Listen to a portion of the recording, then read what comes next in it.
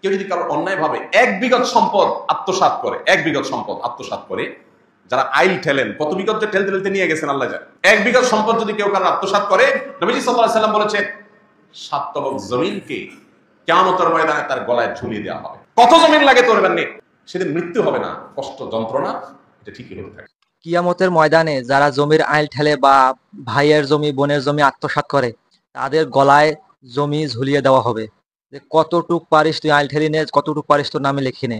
অন্যের হক মেরে দিলে এটা আল্লাহ পাক ক্ষমা করবে না। যে ব্যক্তির কাছে তুমি হক মারছো তার কাছে ক্ষমা নিতে হবে, তার কাছে ক্ষমা চেয়ে নিতে হবে। সে যদি ক্ষমা করে দেয় তাহলে তুমি ক্ষমা পাবা, আর না হলে কিন্তু আল্লাহ পাক এটা ক্ষমা করবে না। কতটুকু সত্য চলুন জেনে আসি আজকের এই ভিডিও থেকে। কেউ যদি কারোর অন্যায়ভাবে 1 বিঘত সম্পদ আত্মসাৎ করে, 1 বিঘত সম্পদ আত্মসাৎ করে, যারা আইল ঠেলেন, কত বিঘত যে ঠেলতে ঠেলতে নিয়ে গেছেন আল্লাহ জানে। 1 বিঘত সম্পদ যদি কেউ কারোর আত্মসাৎ করে, নবীজি সাল্লাল্লাহু আলাইহি ওয়াসাল্লাম বলেছেন 7 তবক জমিনকে কিয়ামতের ময়দানে তার গলায় ঝুলিয়ে দেওয়া হবে। কত জমিন লাগে তোর বান্নি, সেদিন মৃত্যু হবে না, কষ্ট যন্ত্রণা এটা ঠিকই হতে থাকে। ভাইরা আমার, আল্লাহ রাব্বুল আলামিন আল্লাহর বিধিবিধানের সামনে আমাদেরকে আত্মসমর্পণ করা, সেরকম ঈমানি শক্তি ধারণ করার তৌফিক নসিব করুন। আমিন। ভাইরা আমার, আমরা আমাদের বোনদের হক যদি মেরে খাই, তাদের হক যদি নষ্ট করি, সম্পদ যদি আত্মসাৎ করি, তাতে কি হবে? প্রথমত জীবনের বরকত চলে যাবে।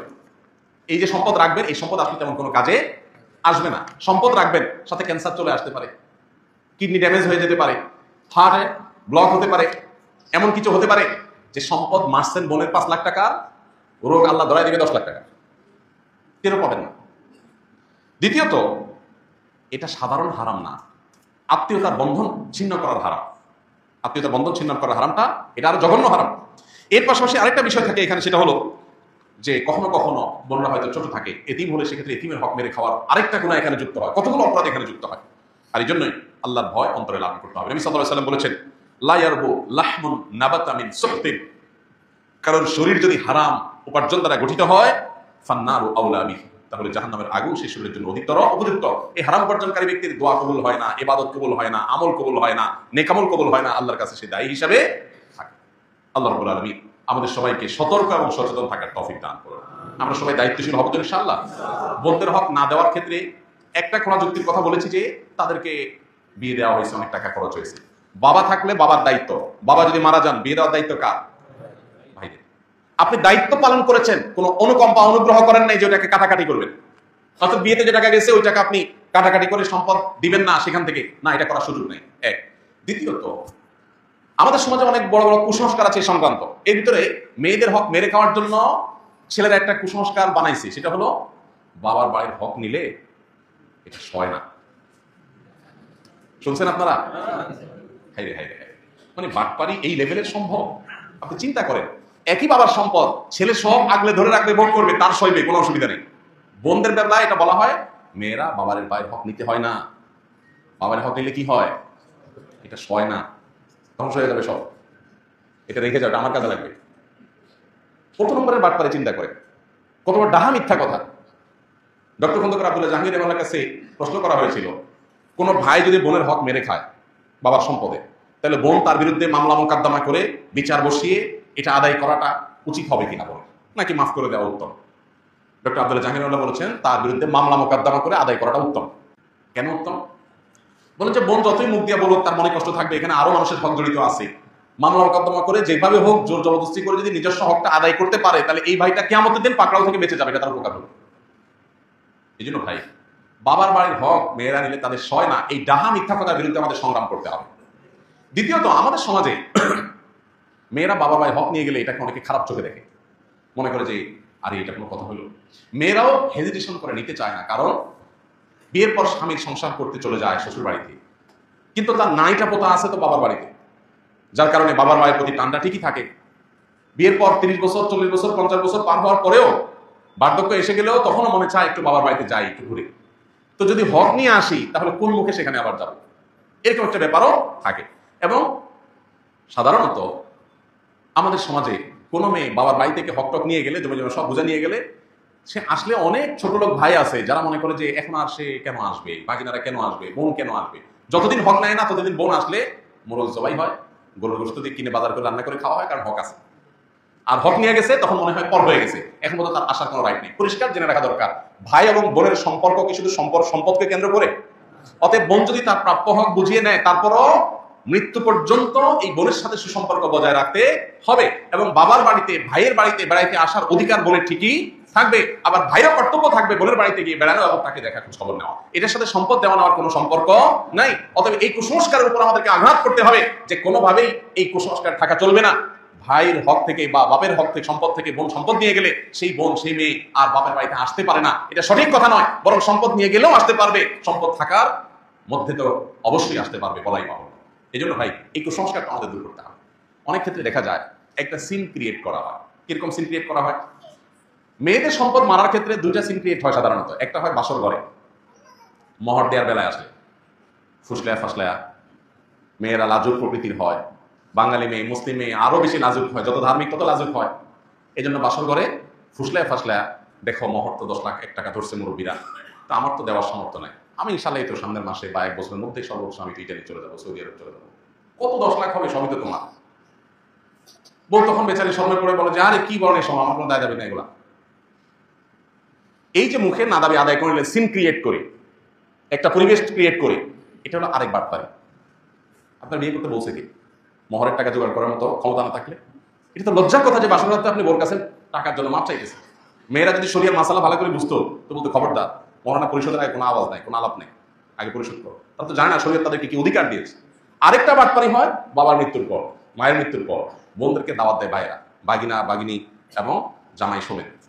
এরপরে কবজি ডুবাই খাওয়ায়, মুরগি, হাঁস, কলিজা, গরু গোস্ত, মাছ ফ্রাই, ভুনা, বিভিন্ন আইটেমের খাওয়ায়া, এরপরে শাড়ি লুঙ্গি কাপড় চোপড় দিয়া, এরপরে আওয়াজ ওঠায়, আলাপ ওঠায়, নাটক শুরু হয়। বলে দেখো বোন, তোমার বিয়েতে অনেক টাকা পয়সা খরচ হয়েছে, এদিকে বাবা অসুস্থ ছিল, বাবার পিছনে লাখ লাখ টাকা খরচ করা হয়েছে, সেগুলো তো আমিই করছি, সব তো তোমরা জানো। আল্লাহর রহমতে তোমরা তো আসো, ভালোই আসো, আল্লাহ তো কষ্টে রাখেনি। এখন বাবার সম্পদের শরীর হলে তোমাদের কিছু পাওনা আছে, এখন তোমরা যদি বলো সেগুলো আমি ভাগ্য করে দেবো, বলো কি করা যায়। বোনটা লজ্জা, না ভাই কি বলে না, আরে লাগবে না থাক। বোনটা চিন্তা করে এই 3 গরিব ভাই আমার অসহায় ফকিরের মতো ভিক্ষা চাইতেছে, ছেড়ে দেয়। এই যে বোনটা ছেড়ে দিল, সে কি আসলে মন থেকে ছেড়ে দিয়েছে? এই ছেড়ে দেওয়াটা কি মন থেকে? হ্যাঁ, কিছু এক্সেপশন কেস আছে যে বোন ভগ্নিপতিদেরকে আল্লাহ অনেক দিয়েছে, অডেল দিয়েছে, ভাইরা বরং অনেক গরিব অভাবী, তখন বোনরা যদি উইলিংলি বলে দেখো ভাই বাবার সম্পদে আমারও হক আছে, বাট আমি নিলাম না, তোমরা কষ্টে আসো, আমি দায়মুক্ত করে দিচ্ছি, তোমরা ভোগ করো, সমস্যা নেই, ভিন্ন কথা। কিন্তু আপনি সিন ক্রিয়েট করলে, বোন লজ্জায় পড়ে গেল, এরপরে সে বললো মাফ করে দিল, আপনি বললেন হুজুর আমি তো মাফ নিছি, এই মাফ হবে না। দেখুন, মেয়েদেরকে ঠকানোর জন্য বহু রকম কুসংস্কার আমরা সৃষ্টি করেছি, এর বিরুদ্ধে আমাদেরকে সংগ্রাম করতে হবে। এই অবহেলিত ফর্স, এই ফর্সটাকে প্রতিষ্ঠা করতে হবে, বোনদের হক আদায় করে দিতে হবে। অনেকে আছেন বাবার হক ভোগ করছেন, বাবায় ফুফুর হক মারছে, বাবা ফুফুরটা দাদার সম্পদে ফুফুর হকটা দেয় নাই বাচ্চা ছাড়া। এখন আপনি ছেলে বলছেন আমার তো দায় নেই। জি না, আপনারও দায় আছে। আপনার দায় কি? আপনার হিস্সায় যতটুকু আসছে এখানে আনুপাতিক হারে ফুফুর কতটুকু হক আছে ওইটা তাকে আপনি বুঝাই দিতে হবে, না হলে আল্লাহর কাছে আপনি দায়ী থাকবেন। আমরা অন্য ধার দানা নিয়ে হিসাব নিকাশ করি, কিন্তু এগুলো নিয়ে সেভাবে হিসাব নিকাশ করি, এটা অনেক অনেক গর্বিত বিষয়। আরেকটা ভয়াবহ কাজ হয়, যারা দেয় বোনদের হক দেয়, তারা আরেকটা 2 নম্বরই করে। দেখেন কত রকম লেয়ারে লেয়ারে 2 নম্বরই। সেই 2 নম্বরটা হলো বলে যে বোনরা ভিটা বাড়িতে পায় না, ভিটা বাড়ি এটাতে পায় না, তাহলে কোথায় পাবে? নাল জমিতে। এখন ধরেন ভিটা আছে 1 বিঘার, ধানের ক্ষেত আছে 2 বিঘার, মোট 3 বিঘা। যখন ভাগ হবে, ধরেন ভাই একজন আছে, বোন একজন আছে, ফর এক্সাম্পল, তো ভাইয়ে ধরেন 2 বিঘা পাবে, বোনে ধরেন 1 বিঘা পাবে, ভাইয়ের অর্ধেক পাবে। এইরকম পরিস্থিতিতে সাধারণত মেয়েদেরকে কোনটা দেওয়া হয়? ক্ষেতেরটা। তাহলে বোন 1 বিঘা পাইলো ক্ষেতের, আর ভাই 2 বিঘা পাইলো। 1 বিঘা হলো ভিটার, আর 1 বিঘা হলো ক্ষেতের। বন্টনটাকে ইনসাফসম্মত হলো? কেন হয়নি? কারণ ভিটার যে 1 বিঘা, এটার ভ্যালু হয়তো ক্ষেতের 4 বিঘা সমান। তাহলে জমি হয়তো সমান সমান দিচ্ছেন, তার ভ্যালু কি নাই? সমান না। এই জন্য জমি সমান সমান দিলে হবে না, ভ্যালু হিসাব করতে হবে। যে ফর এক্সাম্পল 1 বিঘা ভিটা আছে, এই ভিটার 1 বিঘার দাম 10 লাখ টাকা, আর নিচে খেতে আছে সেগুলো বিঘার দাম 3 লাখ করে, তাহলে 3 3 6, আর এখানে 10 16 লাখ। 16 লাখের মধ্যে বোন ভাই যদি ধরেন বোনের দ্বিগুণও পায়, আর যদি ভাই তার অর্ধেকও পায়, তাতে কত পায়? প্রায় 5 লাখ প্লাস মাইনাস, আর ভাই হলো 10 লাখ প্লাস। তো বোন 10 লাখ 5 লাখ প্লাস, আর ভাই 10 লাখ প্লাস। এবার আসেন ক্ষেতের যদি 1 বিঘা পায়, তাহলে 1 বিঘার দাম 3 লাখ, আর বাকি আছে 2 লাখ প্লাস। ওই 2 লাখ প্লাস হয় ক্যাশ দিয়ে দিতে হবে, আর না হলে বিটা থেকে 1 পাশ থেকে দিয়ে দিতে হবে, তারপর দায় মুক্ত হবে না। জিনিসটা কি ক্লিয়ার হয়েছে? অনেক বোনেরা এই জায়গাটাতে এসে বঞ্চিত হয়, এবং এটা একটা লজিক্যাল কারণও থাকে। ভাইরা বলে যে দেখো আমাদের কিন্তু ভিটায় বসবাস করতে হবে, তোমাদের কি এটা বিক্রি করে গেলে আমরা কোথায় কি করবো? কিন্তু শরিয়ার বিধান হলো বোনরা যদি ওই ভিটাতেই পায়, ধরেন কারোর ভিটাই আছে আর কোনো ক্ষেত নাই, তাহলে ক্ষেত থেকেই কিন্তু বন্টন হবে এবং সেখান থেকে প্রয়োজনে তারা বিক্রি করে নিয়ে যাবে। আপনি বলেন তাহলে ছেলেরা থাকবে কোথায়? থাকবে তারা জানে, তাদের আল্লাহ জানে। আমার হক আমার বাবার সম্পদে আমি এটা নিব, তুমি কোথায় থাকবা তুমি বুঝবা। তুমি প্রয়োজনে আমার সাথে নেগোসিয়েশনে আসবা, অন্য কোনোটা দিয়ে অদল বদল করবা, বা আমার কাছ থেকে লোন নিয়ে থাকবা, না হলে আমার মালিকানা বাড়িতে ভাড়ায় থাকবা। কি অধিকার মেয়েদেরকে শরীয়ত দিয়েছে, কিন্তু আমরা পদে পদে সেটাকে লঙ্ঘন করছি। এই জন্য ভাই আমাদেরকে দীপ্ত কণ্ঠে শপথ করতে হবে, আমরা বোনদের কোনো হক মারবো না ইনশাআল্লাহ। তো এতটুকুই ছিল আজকের ভিডিওটা। তো আপনাদের যেটা জানানোর কথা ছিল আমার, সেটা আমি আপনাদেরকে জানিয়ে দেওয়ার চেষ্টা করলাম। আপনাদেরকে এরকম ভিডিওগুলো আমি তুলে ধরবো, আপনারা অবশ্যই চ্যানেলটিকে সাবস্ক্রাইব করে নেবেন আর এরকম নিত্য নতুন ভিডিওগুলো উপভোগ করবেন। তো আপনারা সবাই কথাগুলো মানার চেষ্টা করবেন।